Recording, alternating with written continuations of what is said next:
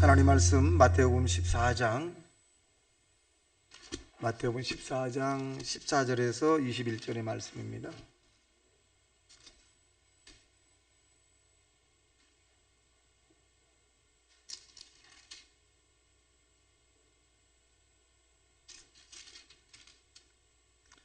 (14장) 14절에서 21절까지 말씀 합독합니다. 모니터 있으니까 시작. 예수께서 나오사 큰 무리를 보시고 불쌍히 여기사 그 중에 있는 병자를 고쳐주시니라. 저녁이 되매 제자들이 나와 이르되 이곳은 빈들이요 때도 이미 저물었으니 무리를 보내어 마을에 들어가 먹을 것을 사 먹게 하소서. 예수께서 이르시되 갈 것 없다. 너희가 먹을 것을 주라. 제자들이 이르되 여기 우리에게 있는 것은 떡 5개와 물고기 2마리 뿐이니이다. 이르시되 그것을 내게 가져오라 하시고 무리를 명하여 잔디 위에 앉히시고 떡 5개와 물고기 2마리를 가지사 하늘을 우러러 축사하시고 떡을 떼어 제자들에게 주시매 제자들이 무리에게 주니 다 배불리 먹고 남은 조각을 12바구니에 차게 거두었으며 먹는 사람은 여자와 어린아이 외에 5,000명이나 되었더라. 아멘. 자, 앞에 옆 사람에게 하나님은 당신을 사랑하십니다 라고 인사하시기 바랍니다.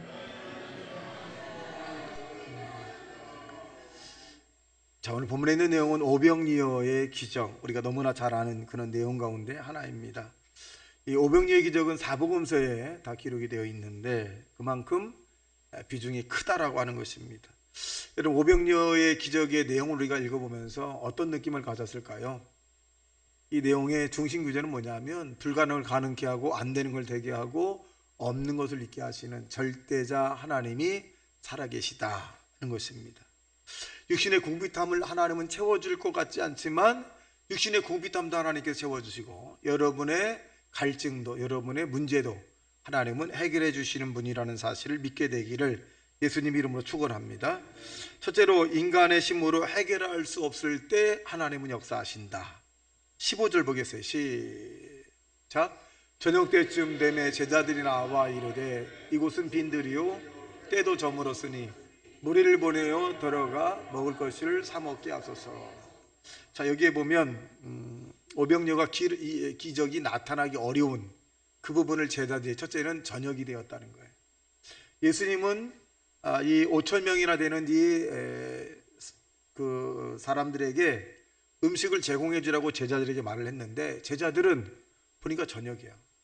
음식을 낮부터 준비해서 저녁에 먹이면 몰라도 아침부터 준비해서 점심에 먹이면 몰라도 저녁 때가 됐는데 어디서 한다는 거예요.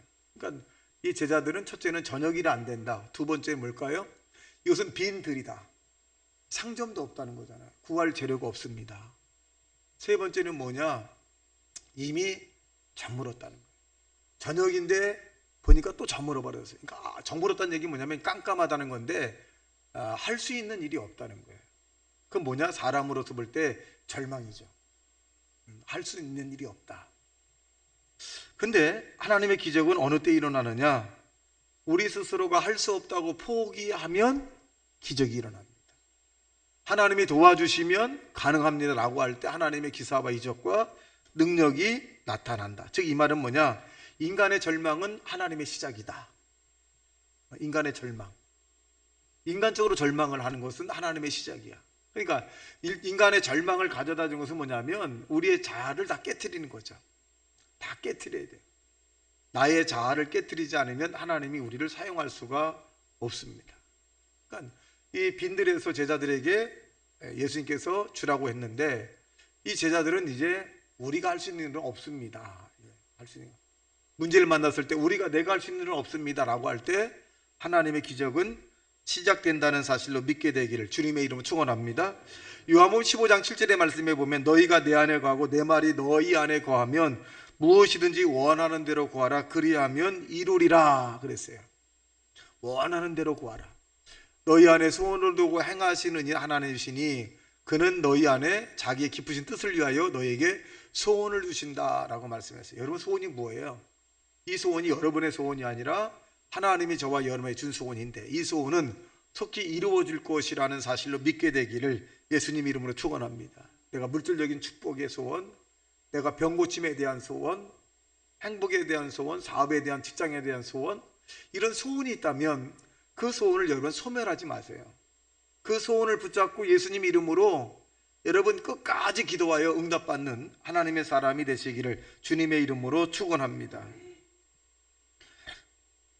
우리는 가난할 때 가난의 모습을 바라봐는 안 됩니다. 내가 가난하다는 것은 부유하신 주님을 바라봐야 돼. 내가 가난하다, 하나님은 부유하시잖아요. 그 부유의 축복을 내게 주옵소서라고 기도하셔야 돼. 내가 병 걸렸을 때 나의 병든 모습을 바라보면 안 돼. 나는 병 걸렸다, 나는 아픈 사람이다, 나는 못 고치는 병을 가졌다, 이제 나는 끝났다. 그건 못 일어나요. 왜? 자기 자신이 완전히 절망하고 믿음이 있다면, 하나님이 나와 함께 한다라고 하는 그런 믿음이 있으면 되는데, 그 믿음은 뭐냐? 낙심의 믿음이거든요. 하나님의 도움이 필요 없는 그런 믿음이에요. 우리는 그럴 때 내가 가난하다, 부유한 주님이 채워주세요. 내가 병들었다, 채찍에 맞음으로 많은 사람이 예수님 이름으로 나왔음에 나도 고쳐주십시오. 내가 지금 물질이 부족하다, 하나님 물질로 채워주십시오. 연약하다, 하나님 나를 강하게 해주십시오. 여러분, 모든 절망 가운데 주님을 바라볼 때 기적이 일어난다는 사실로 믿게 되기를 예수님 이름으로 축원합니다. 여러분, 자신의 모습을 바라봐서는 안 돼요. 여러분, 우리 자신의 모습을 바라볼 때는 다 약하잖아요. 우리가 할 수 있는 게 뭐가 있겠어요? 하나님이 여러분과 함께하면 기적이 일어납니다. 둘째로, 주님의 손에 들려졌을 때 기적이 일어난다. 16절 보겠어요. 마태복음 14장 16절에 보면 시작. 예수께서 이르시되 갈 것이 없다, 너희가 먹을 것을 주라. 참, 예수님이 갈 것 없다, 너희가 주라, 그렇게 말씀했어요. 자, 얼마나 당황하겠어요. 근데 여기에 빌립과 안드레라고 하는 사람의 차이가 나오잖아요. 빌립이라고 하는 사람은 굉장히 수학적으로 빠른 사람이라고 그랬어요. 그래서 뚝 보니까 200데나리온이라고 하는 돈이 필요합니다. 예수님 돈 계산을 먼저 했어요. 근데 안드레라는 사람은 보니까 회중 가운데 떡 5개, 물고기 2마리를 가져다가 예수님께 드리잖아요. 그러니까 이 안드레와 빌립은 뭐냐? 인생에서 빌립은 나 혼자 할 수 있어, 내 지혜와 명철 총명, 내 경험으로 살아갈 수 있어. 근데 안드레는 아니에요. 하나님의 도움이 절대 필요합니다.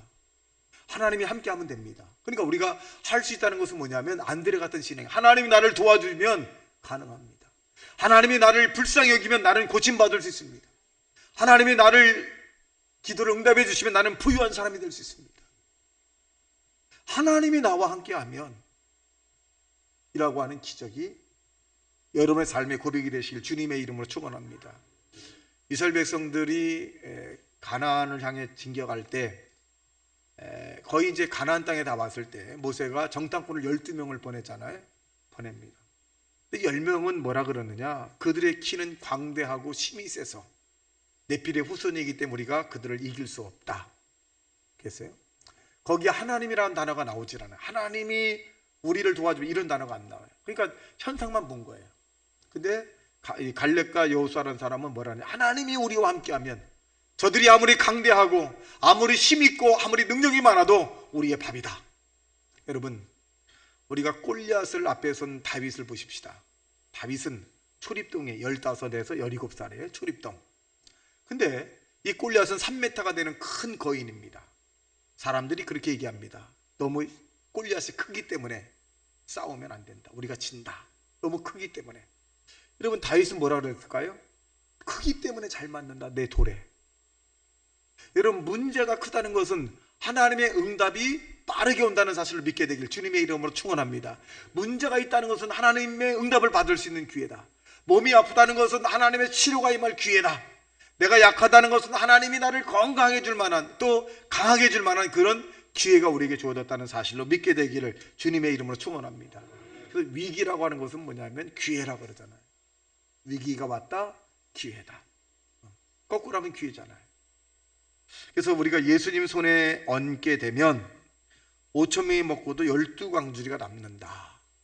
여러분, 세상을 살아갈 때 혼자 살아가지 마시고 늘 하나님의 성령과 동업하며 살아가기를 주님의 이름으로 축원합니다. 아침에 하나님 감사합니다. 하나님 고맙습니다. 하나님 나와 동행하심을 감사합니다. 여러분 늘 하나님과 동행하는 자 되시길 예수님 이름으로 축원합니다. 마지막 세 번째로 주님이 축복이 임하셨을 때 기적이 일어나더라. 19절 보겠습니다. 19절 시작. 무리를 명하여 잔디 위에 얹으시고 떡 5개와 물고기 2마리를 가지사 하늘을 우러러 축사하시고 떡을 떼어 제자들에게 주시매 제자들이 무리에게 주니. 자, 제자들이 무리에게 줬어요. 근데 하나님이 제자를 선택할 때 어떤 사람을 선택하냐? 대단히 긍정적인 사람을 택하죠. 긍정적인. 이 제자들이 두 번째는 깨닫기를 빠르게 깨닫는 사람을 선택하는 것을 알 수 있습니다. 여기에 보면 무리를 명하였다, 말씀하셨다. 우리 복음성가에 예수님 말씀하시니 물이 변화의 포도주가 되고, 예수님 말씀하시니 소경이 눈을 뜨게 되고, 예수님 말씀하시니 안진뱅이가 걷게 되고, 예수님 말씀하시니 이 기적이 일어났더라. 여러분 우리가 기도하고 예배드리는 것이 왜 그래요? 하나님이 말씀이 우리에게 임하기를 원합니다. 말씀이 임하면 기적이 일어납니다. 여러분 이 바울은 복음을 증거할 때 늘 이런 기도해서 하나님 내가 복음을 증거할 수 있도록 나에게 담대함을 주시고 내가 복음에 접할 때 그 사람들의 마음을 열어주셔서 이렇게 했어요. 이것은 뭘로 해주고 있느냐? 바울은 자기의 심의 능력이 없다는 거예요. 하나님이 심히 나에게 공급해 주어야 된다는 것입니다. 그러므로 여러분 인생 이 시간에 하나님의 말씀이 여러분에게 임하기를 주님의 이름으로 축원합니다. 여러분 주변에 예수 안 믿는 자녀들, 예수 안 믿는 친구들이 있다 할지라도 우리가 그 영혼을 위해서 간절히 기도하면 하나님께서 그 영혼에게 은혜를 확 주면, 깨달음을 확 주면 그는 교회에 돌아오게 되어 있습니다. 지금 선교사로 가 있는 후배가 생각나는데, 이종철이라고 하는 후배예요. 이 후배는 한때 잘못 나간 그 친구였어요. 그러니까 제가 어릴 때 친구가 아니라 학교에서 만난, 그러니까 그 과정을 몰라, 그 어떻게 살았는가는 이야기를 하는데, 이 친구 자기 스스로 얘기가 싸움을 하면 주먹이 보인다는 거예요. 그래서 자기는 맞은 적이 없대. 딱 보인대.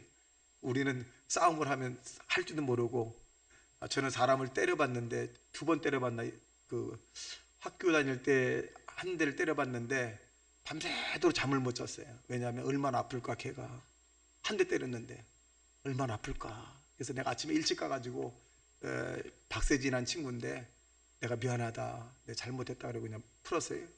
또 군대에 있을 때 하도 말을 안 들어서 내가 그 군대에서 집합하지 말라 그랬어요. 절대 집합시키지 마라, 내가 제대할 때까지. 근데 나 모르게 이제 집합을 시켜가지고 막 떼걸떼고 막 굴르고 막 얼마나 힘들게 하게 했는지 몰라. 내가 그 집합한 애를 갖다 한 대 딱 때렸어요. 아이고 너무 가슴이 아팠어요. 얼마나 아플까. 2대 때려봤는데 너무 가슴이 아파. 너무 가슴이 아파. 어디 갔지? 어디 갔다 이 말했지?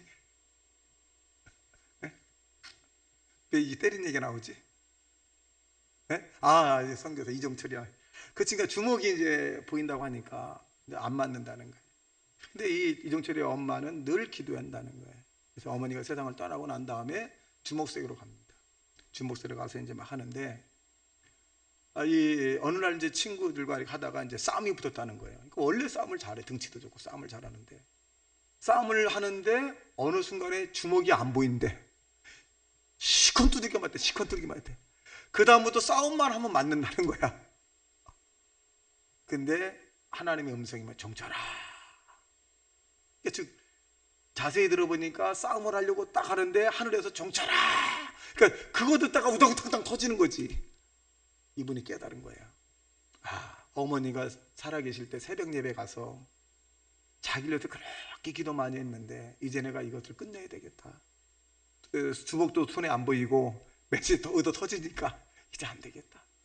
그래서 스스로가 이제 공부를 해서 이제 신학교에 와서 선교사로 갔어요. 그러니까 잘 나가던 사람이라 하나님이 꺾어놓으면 여러분 어쩔 수 없어요. 어쩔 수 없습니다. 여러분 자녀들에게 아니 주변 사람에게 예수 믿으라 말하기보다는 여러분의 기도가 더 무섭습니다.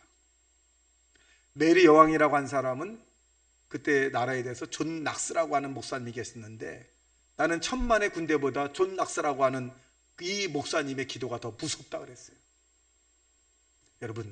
여러분의 기도하면 여러분의 자녀들이라든가 또 문제라든가 모든 것들이 해결된다는 사실을 믿게 되길 주님의 이름으로 축원합니다. 하나님의 말씀하시면 기적이 일어나는 거예요.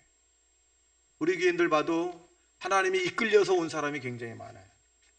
오늘 특송을 인도한 우리 김수장 집사님도 저 얼굴이 교회 얼굴은 아니에요. 사실은 내가 봐도 저기 뒤에서 이렇게 할 얼굴인데 얼마나 온화합니까? 아주 온순하게 생겼잖아요. 그동안에 우리 곽 권사님이 얼마나 눈물로 많이 기도했겠어요. 저런 분 지금 이제 주님에게 잡혔는데 뒤에 가서 살으라고도 못 살아. 왜? 의도 터지거든 이제. 못 살아요. 여러분, 이것은 어떻게 보면 세상적으로 보면 굉장히 힘들고 답답하고 괴로워요. 차라리 세상에 있을 때는 아프지 않고 그게 더 편한. 근데 예수님 안에서 저렇게 하지 않으면 하나님의 구원을 이룰 수 없으니까 어쩔 수 없어요. 다 넓은 하나님의 뜻이 있다는 사실로 믿어서 날마다 감사하는 자 되시길 주님의 이름으로 축원합니다. 현실을 탓한들 우리가 하나님 앞에 대적하는 자가 되고 오히려 여러분 주님에게 순종하는 자가 되어서 이 땅에서는 좀 불편해도 하나님 나라가에서 큰 사각을 받고 예수님의 위로를 받는 그런 오병이의 기적이 이 땅에서도 하나님 나라에서 이루어지길 주님의 이름으로 축원합니다. 다시 말씀 생각하며 통성으로 기도합니다. 주여 주여 주여